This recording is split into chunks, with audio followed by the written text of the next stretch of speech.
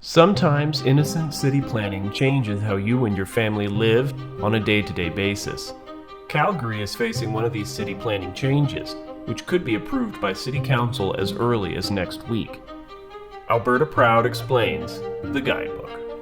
For the last few years, the City of Calgary has been quietly working on a complete overhaul of city planning and zoning. This project has been slowly progressing through the city's famous sham consulting process, where they tell you half of the plan, you ask questions, they ignore the questions, and the consultation is unsuccessful. This planning overhaul revolves around a document called the Guidebook for Great Communities. So what is the Guidebook, and how could it affect your community and property? In the past, communities in Calgary have been developed and redeveloped using statutory documents like area structure plans, design briefs, and area redevelopment plans. These plans apply to small areas, and this model has worked well. It has allowed gradual evolution of neighborhoods while respecting their character.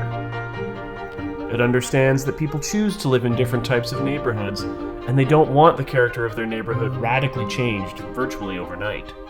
But soon, these small-scale statutory documents will all now come under a single name called a local area plan, and the Guidebook will be used as the guide to create these new local area plans for your community whenever the city wants to change your neighborhood. 20 neighborhoods are going to be impacted almost immediately.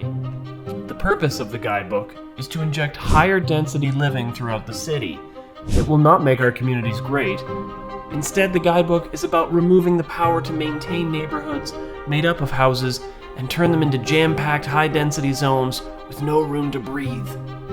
The Guidebook envisions clusters of high-rises in some neighborhoods, 6-story apartment buildings on commercial streets, and 3-story multifamily residential homes going up in the middle of every one of the older neighborhoods that it will apply to. The Guidebook has 3-story semi-detached, 3-story duplex, 3-story row house and cottage housing clusters being added to the current single-family land uses. This is what the Guidebook thinks a residential neighborhood should look like. The Guidebook, in effect, cancels out single-family residential zoning.